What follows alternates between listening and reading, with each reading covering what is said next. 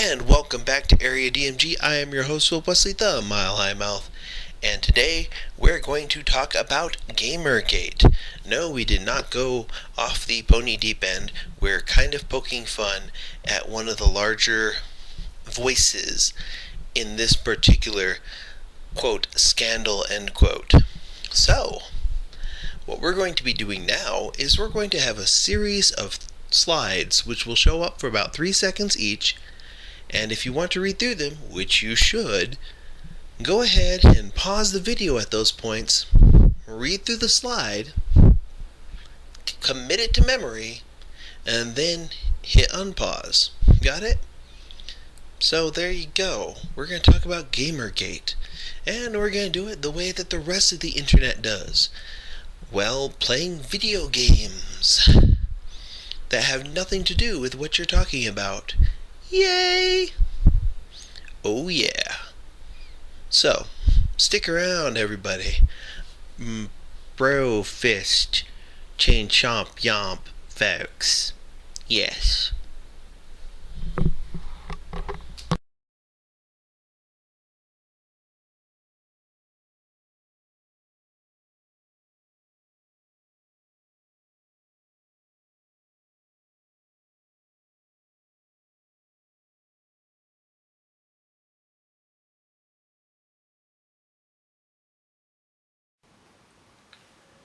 And welcome back to Area DMG. I am your host, Philip Wesley, the Mile High Mouth. And guess what? We're going to finally talk about GamerGate, or more appropriately, quote, hashtag GamerGate, end quote. Yes. And we might touch a little bit on ethics in journalism. Is feminism ruining video games? Oh, all those things. So let's load up Bioshock 2 for some reason. Because honestly, that's what people do when they make these videos. A lot of people, they'll sit there and play a video game that has nothing to do with whatever they're talking about, and they'll just talk over it as they're playing. Yeah, I'll move on from this in a moment. I'm just currently tying my shoes. Because I'm like, well, let's see. I actually have things to do and places to go. So, why haven't I talked about GamerGate earlier? Well, part of it was some type of belief that the whole thing would just kind of go away. But it's actually been about 4 weeks. Actually, to be honest, it's been about maybe a week and a half. Sorry, 3 weeks and a half, or 3 weeks, since the whole GamerGate thing started. Or rather, the hashtag started. And it's been going on for a long time. Everyone from Julian Assange to, let's see, prominent YouTube feminists, prominent YouTube conservatives, prominent YouTube liberals, and stuff like that have all weighed in on it. People have apparently quit their jobs over GamerGate. Oh my gosh. Such a horrifying thing. So there are people running around with this, and it's terrifying. There are death threats, people being forced out of their homes, etc., etc. It is a thing. Well, let's be honest. I played a lot of shooters, but for the sake of this, I'm going to put it on easy. So anyways, let's talk a little bit about what GamerGate actually is. Well, in order to do that, we have to go back in time a little bit. A long time ago, there was a women's movement trying to bring about suffrage, or votes for all women, because there were some issues with that. Oh wait, that's too far back. Okay, hold on. A long time ago, there was a glass ceiling, and then, okay, actually, GamerGate has nothing to do with that. GamerGate actually has to do with a lady named Zoe Quinn, or Zoe Quinn. I'm not really sure how you pronounce it. I think it's Zoe, because like I have a niece named Zoe, so I guess that's how you pronounce it. So let's see. Zoe Quinn made a game called Depression Quest using a free internet program called Twain. Twain. Yeah, Twain allows you to do kind of choose your own adventure style games, and Zoe Quinn made one called Depression Quest, based on her own personal battle with depression, or clinical depression. I'm not sure if it's diagnosed. I don't remember if anyone's ever asked her that. Depression is different for a lot of people. I played a little bit of Depression Quest and found it to be not entirely accurate at points. I felt that I actually had some problems with I didn't have any problems with the sound design or anything. I thought that was pretty good. I thought the story being told through it was kind of interesting, but I could not get over a lot of the typos. Overall, I think that it's a, if I were actually going to give Depression Quest some type of score, I would probably give it a B-, maybe a C+. It's a good first effort, but it really needs some improvements, maybe some more visuals to it. It's an interesting idea. And I think that anything that can redefine how games are seen is pretty good. I like that idea. So, yeah. My opinion on Depression Quest is that it's interesting. Then it got up on Steam, and an ex of hers named Erin Joni, the last name is spelled Gjoni, so I'm assuming or presuming that it's Joni, posted something called the Zoe Post, accusing her of cheating on him with 5 different people, including a few that were prominent in the video game industry, including one that was her boss and married. Now, there was what's interesting about this is that the allegations of sexual misconduct are actually true. Her and the people who are involved in that have come out and said, yeah, that's true. But here, let me give you the Cliff Notes version of what happened. Depression Quest game designer Zoe Quinn has been accused by unspecified members of an online forum, read 4chan or Tumblr or the internet like YouTube, of allegedly exchanging unspecified sexual favors for positive media coverage. These allegations have been interpreted from remarks made about Zoe Quinn from her former boyfriend and fellow game developer, Erin Joni. Now, game developer Zoe Quinn and the people she has allegedly been involved with have denied the accusations of use of sexual conduct or sexual favors to buy favorable media coverage. Erin Joni has also stated that the allegations may not hold merit.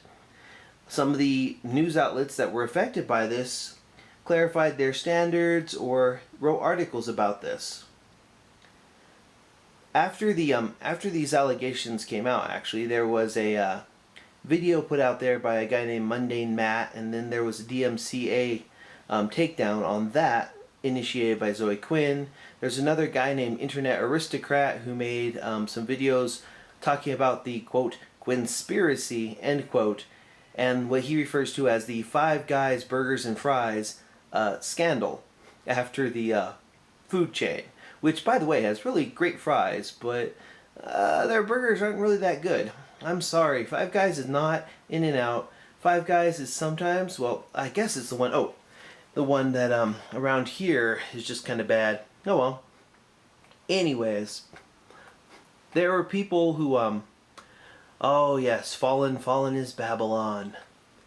Well, in this case, Babylon, since I'm not really much for symbolism, I'm just gonna say that Babylon represents, I guess, the video game industry, because there were people who were like alleging that Zoe Quinn was sleeping with journalists to get media coverage, and that this was a sign of horrifying corruption all around. Even if even if her boyfriend, Aaron Joni, everyone she slept with, and herself have all denied that this is the case. A lot of people are just like, we need to have journalism ethics now. Well, of course we need to have journalism ethics, but we're getting ahead of ourselves here. Let's get back to this. Now, this corruption, alleged corruption, caused a lot of people to be like, hey, if such and such person sleeping with such and such person and such person, what is this corruption? There's all these pro-feminism articles that show up. People like Anita Sarkeesian or Zoe Quinn, or I think there's a few other people too, but those are the two big ones who write articles about how video gaming is misogynistic and horrifying and it's all a part of the patriarchy, etc., etc., etc. Well, you know what?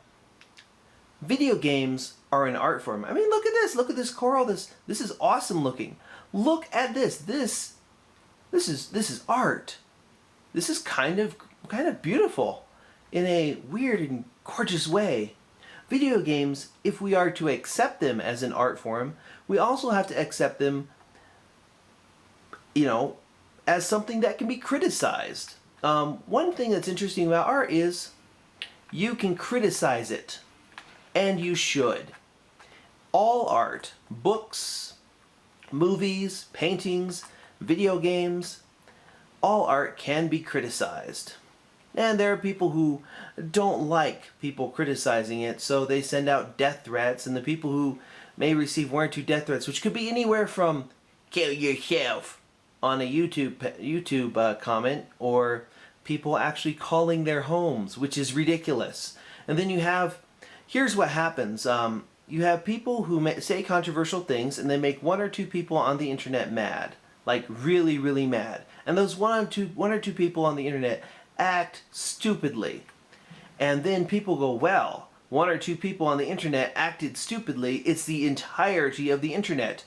And then when those 1 or 2 people have acted stupidly, the person who they acted stupidly toward, he says, see, this is what's happening to me. I am a victim here. Everyone here is awful except for me.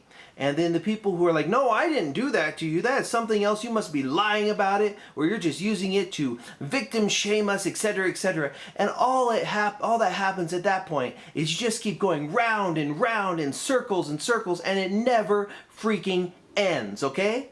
It never freaking ends.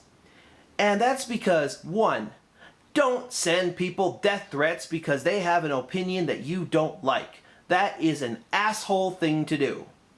2, you do not have to answer assholes. Sometimes you can just delete their comment and it goes away. If they're bugging you at their home, get them arrested, because that is what you do. You press the charges. You can fill out something called a JDF 205 if you cannot afford a lawyer. In a criminal case, a lawyer will be provided for you to prosecute the case. It isn't expensive to do. And it can prevent us from going round and round and round and round in circles until we just get sick of it all. So, and one thing about that too, before we get back to the Zoe Quinn thing. Okay, what Anita Sarkeesian and people who share her opinions do is make a product. A type of journalism that we'll get into a little bit later. And that particular product, if you don't like it, don't partake in it. Let people know you don't like it. Hide it on your timeline on Facebook. Don't eat it. I mean, seriously. And don't send death threats to people if you don't like the product they make, okay?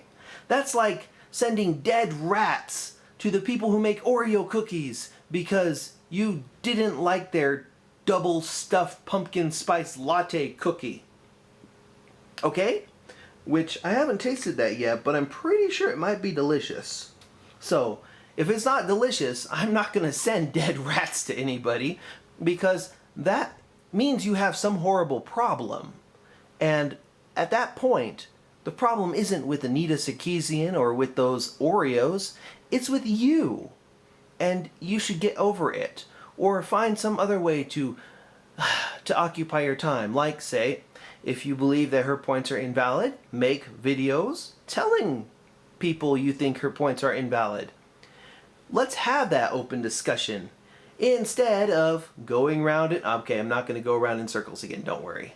So anyways, what happens basically is that, well, this thing came out. Ooh, that thing fell. Water. Anyways, oh, Lamb is watching. Lamb in this regard would be, well, Reddit, NeoGAF, Tumblr, 4chan, Twitter, etc., etc. After these allegations came out, some people started talking about it on Reddit. And then entire threads were purged from r/gaming on Reddit.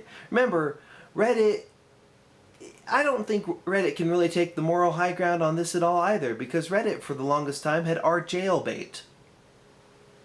Yeah, so I don't know. They may not be the moral authority on this either.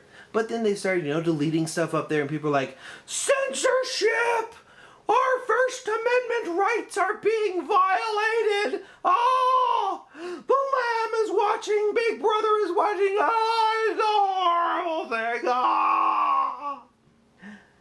That's what happened. Now, let's talk about your First Amendment rights. And to do that, I am going to read you a copy of the Constitution of the United States. First Amendment, yo. First Amendment. Oh, it's... Wait. First Amendment, yo. First Amendment. There we go. Lamb is watching again. So, anyways, First Amendment. Congress. Wait. Congress? Okay. Shall make no law respecting an establishment of religion, or prohibiting the free exercise thereof, or abridging the freedom of speech, or of the press, or the right of the people peaceably to assemble and to petition the government for a redress of grievances. Wait a second, I'm pretty sure that might be misquoted. I mean, I'm pretty sure that the First Amendment said something about when I sign up for a private forum like Reddit or NeoGAF or Twitter or Facebook, that everything I say there is protected from, from being deleted or censored or... Oh, wait, no, actually it doesn't. It doesn't do that at all. It does say, however, that, Congress can't make laws to prevent you from saying things. So you can say whatever the hell you want, but other people don't have to listen to it. They can turn around and walk away or ban you from their forum. Anyways. Ooh. God, I love how pretty this game is. I mean, look at the lighting. Do. Rapture! So yeah, anyways, what happened then is that people, well, started claiming censorship about that and going on big tirades about it. There were internet videos and things made about it, and people were just like, this is us being censored, and it is the feminist conspiracy, etc., etc. Oh, here comes a person.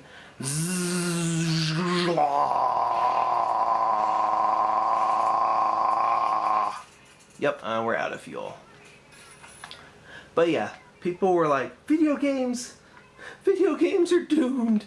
They're going to take away our video games and replace them all with things like Gone Home and things like that. Oh, it's awful. But yeah, pretty much people were talking about, that feminism is causing all sorts of horrible things to happen in games because you can't criticize the depiction of women in an art form like video games, just like you can't criticize art forms at all in books or movies or sculptures or paintings or performance art or whatnot, because there's nobody in the world who can criticize things like, I don't know, A Streetcar Named Desire, or The Sorrows of Young Goethe, or Oh, Catcher in the Rye, or Lord of the Flies, or other things like that, because those things can never be criticized. You can never look at something and say, hey, I don't like the way this depicts certain people or certain genders or races or etc. Because, you know, in art we can't have that at all. Everything is supposed to be above reproach. We can't talk about the violence in video games. We can't have that debate because video games are sacred art. And you can't have talks about how people shouldn't depict violence against women in positive ways, etc., etc. Well, actually, they can do that just all they want, but, you know, we have the right to criticize it. It's almost as if people can make their own choices on what they want to watch or what they want to do. Crazy that. So anyways, back to Zoe Quinn. Now, a celebrity named Adam Baldwin, you may know him from Firefly and Serenity. I actually need to finish that series. I liked Firefly back when it was called Outlaw Star. So, anyways, he sees a video made by a guy named Internet Aristocrat called Five Guys, Burgers and Fries, The Conspiracy, etc. And he refers to this controversy and the alleged misconduct and ethics violations as, quote, GamerGate. Because we like to attach the term gate to everything that we consider to be wrong. I mean, we had, what was it, Watergate, Whitewatergate, Nipplegate, GamerGate, all these other things. My favorites are Shadowgate, which, to be perfectly honest, is a wonderful NES game, and it's not related to any scandal at all. In fact, it's got great music, and there's a really good Game Boy Color version of that. At some point, I'll probably do a walkthrough of it. So, going back to this, he uses the hashtag GamerGate. And then, well, because you're not really supposed to answer trolls in the Pesterverse or whatnot, you really don't have to, and you shouldn't really give them the satisfaction of your time. Well, some people did. In fact, there were a couple articles where people were saying that the term gamer is a slur, that it's dead, that we're all white cis males who, white hetero cis males with white privilege and ableism. There are so many of those things. I am a Hispanic, Asian, first-generation American. Of course, I tell people I'm an American. I'm not white.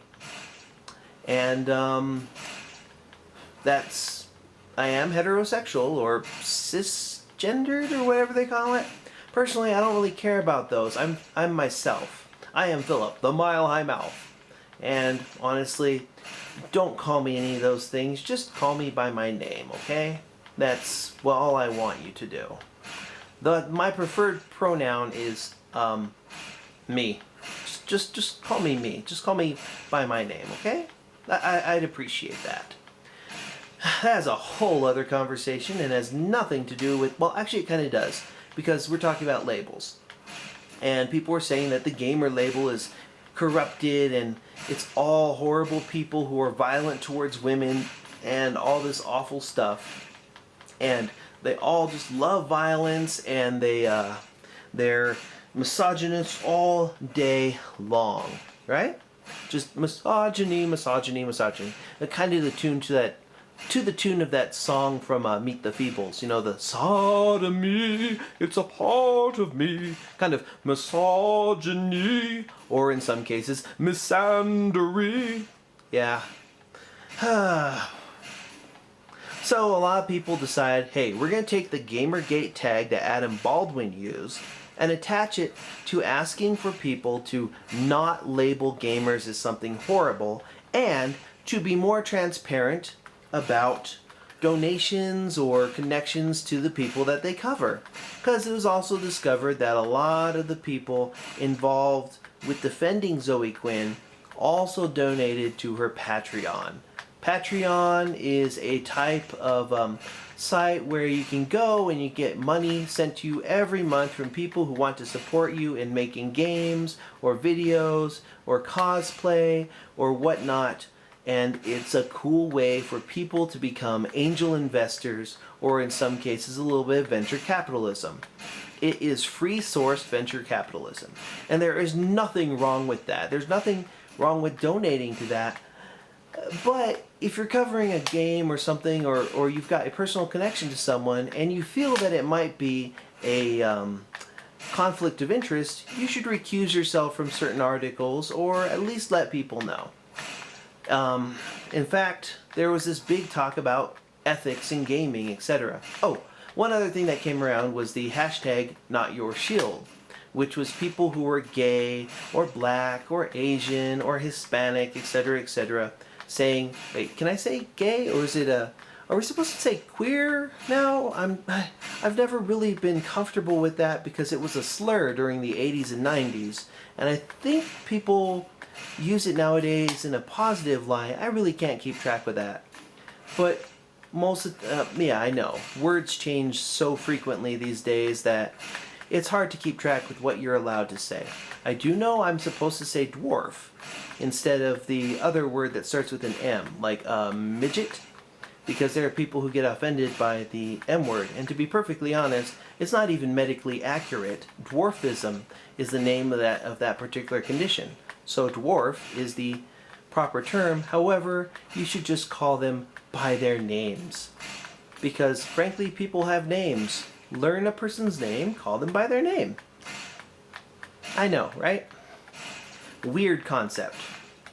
So, anyways, people took those two hashtags and ran with those, and there was this, we're being censored, we're just trying to ask for ethics about journalism, etc., etc. But let's be honest, the whole purpose of the hashtag originally was in fact reference to the Zoe Quinn thing with Five Guys, whatever, that scandal. The scandal denied by everyone involved with it. So yeah, her and her former boyfriend, Aaron Joni, broke up, and there were bitter feelings all around. To be honest, I don't think it would have worked out because, seriously? Would he take her name like Aaron Quinn, or would she be Zoe Quinn Joni? Which, that sounds pretty funny if you ask me. Hi, I'm Zoe Quinn Joni. Or if she took just his last name and be like Zoe Joni, you know, if their relationship had worked out and over the years somehow they got married or whatnot. But seriously, Zoe Joni sounds like it's something you get from a can. It's right next to the rice-a-roni. It's a SpaghettiOs type thing. And yeah, some delicious Zoe Joni.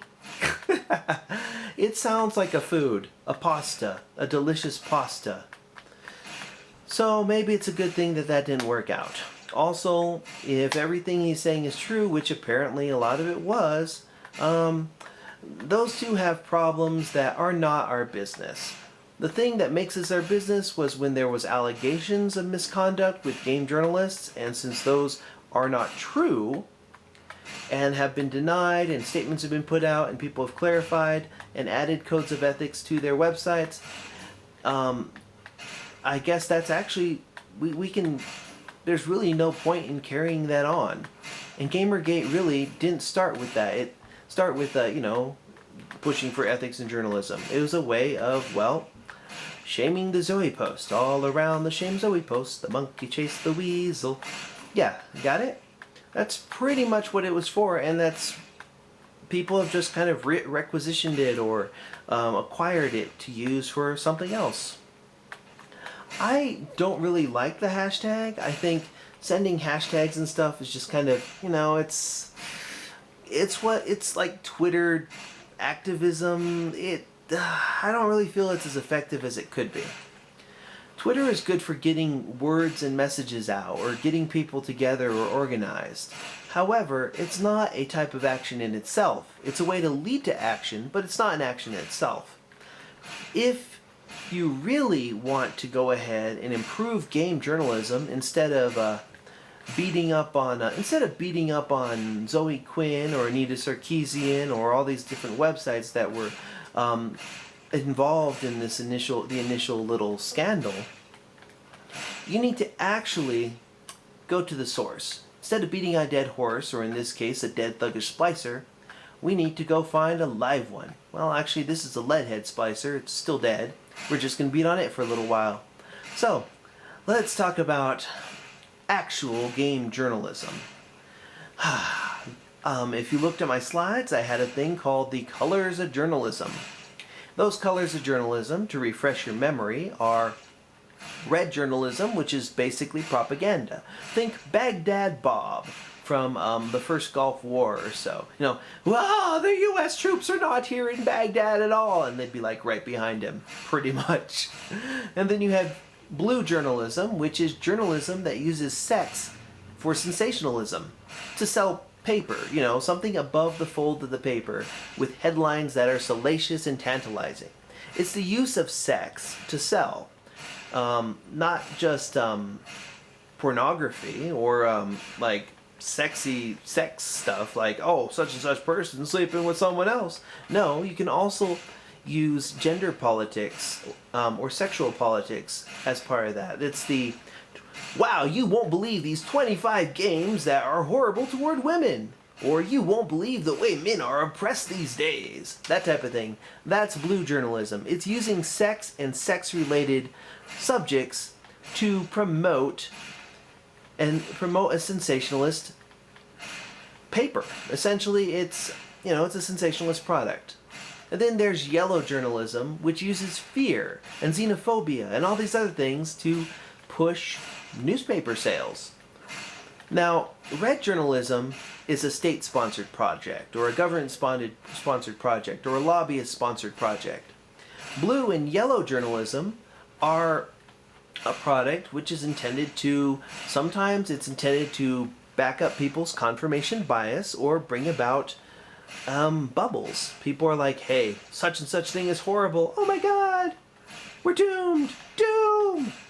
And then there's black and white journalism, which is just reporting the facts. And to be honest, that's kind of what we want. We just want people to report the facts.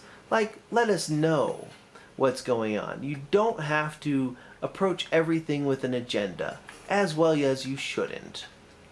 And that's just what we want to know. We want people to know that it's okay just to report the facts. That's what we want out of journalism.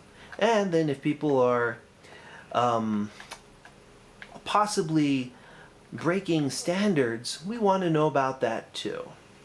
We want people to be honest about things. I know, right? It's kind of a weird concept. Oh. Well, where do we find journalistic ethics? Well, oh, it's empty again. Oh, it's not moving. Oh, there we go. Moving again. Woo!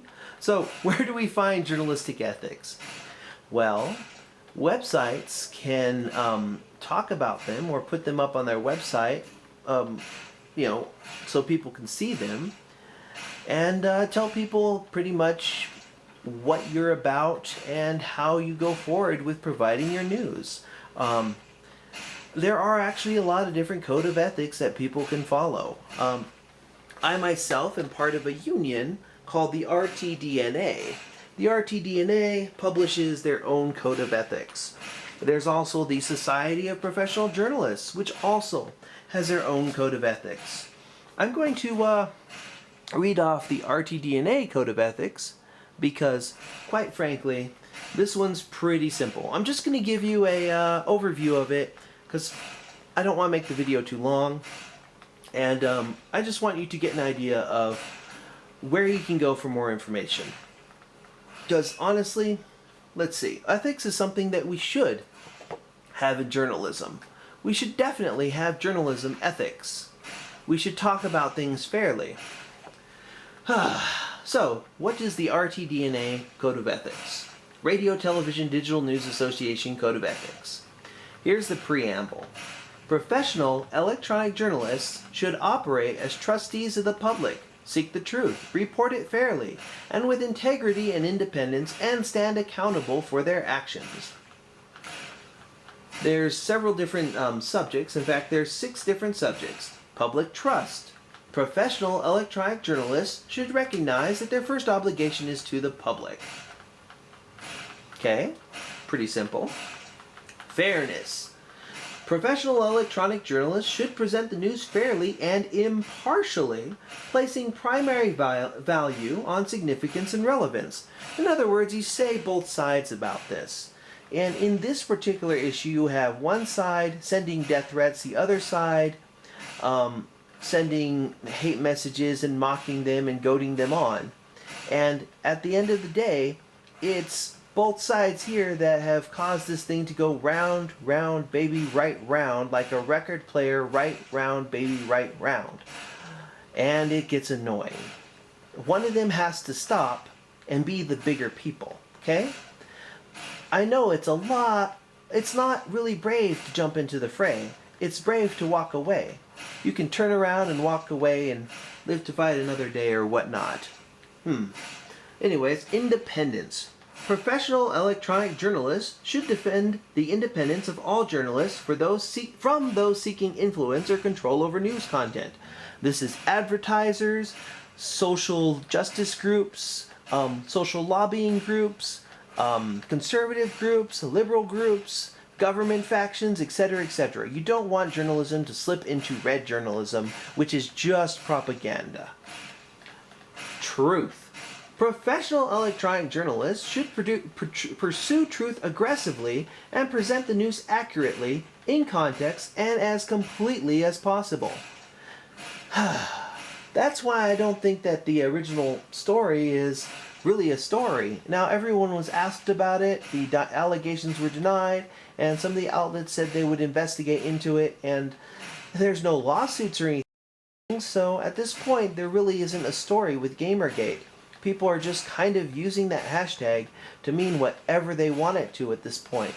But in reality, the hashtag Gamergate only referred to the original Five Guys Burgers and Fries controversy deal. And that's the truth on that. Anyways, integrity. Professional electronic journalists should present the news with integrity and decency, avoid real or perceived conflicts of interest, and respect the dignity and intelligence of the audience as well as the subjects of the news. That's one thing we need to remember, actually. The people who read your site, the people you talk about in your website, guess what? They are people.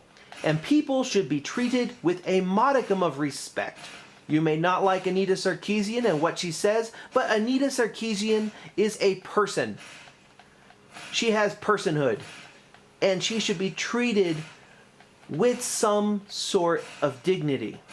We all are entitled to human dignity. We are entitled to that, at least. You know, and it's not even something that's like a God-given right to have dignity or whatnot. It's more or less just good manners. Treat people as you would like them to treat you.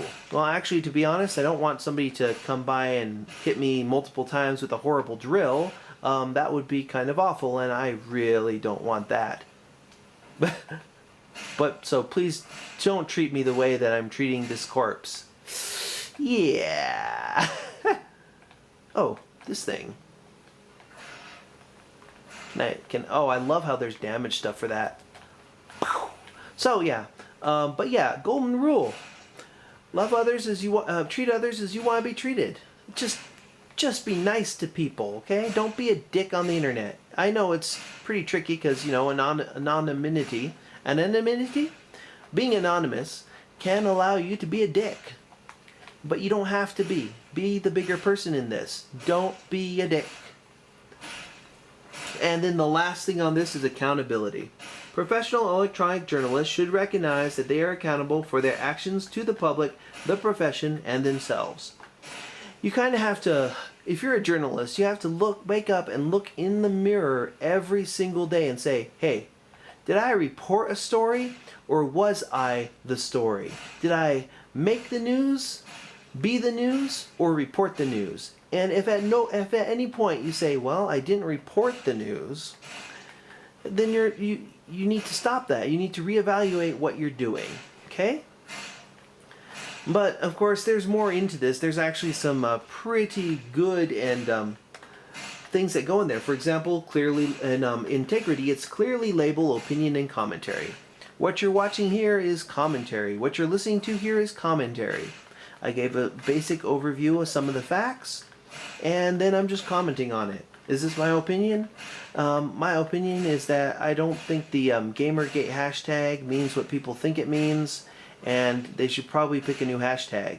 And if they really want code of ethics to be attached to the websites that they frequent and give their money to, they need to call up the people about that. They need to gently nudge them toward making the proper choice and having a code of ethics that is readily available and readily visible on their website. They don't have to. Nobody has to be a journalist. Nobody has to follow these, but it's good manners to do so.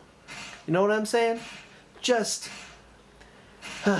if you feel there's a problem, or you feel there might be a perceived problem, address the problem and let us know that everything is all right. Everything is all right. And there's another good game, To the Moon. But yeah, that's pretty much it on GamerGate. GamerGate is a hashtag that originally used to talk about a particular scandal.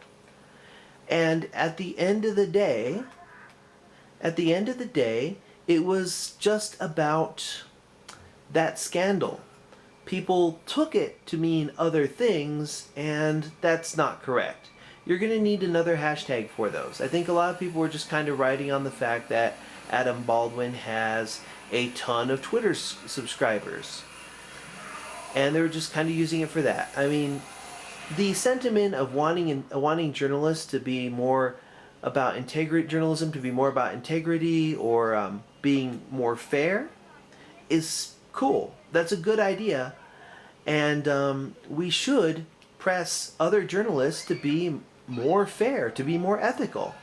As journalists, that is what we should do. We should be like, hey, you should probably be more ethical. Thank you. Oh wait, can I zap that? Yay, zapping. But yes, that's really, at the end of the day, we shouldn't be using this hashtag for this, because that's not what it originally was. It's tied to bullying and misogyny. Maybe we need another hashtag for it, okay? And that's it. That's my take on GamerGate. Now I'm going to go zap things. With zappiness. Zap! Yeah. I'm Philip Wesley, the Mile High Mouth, and you are now caught up.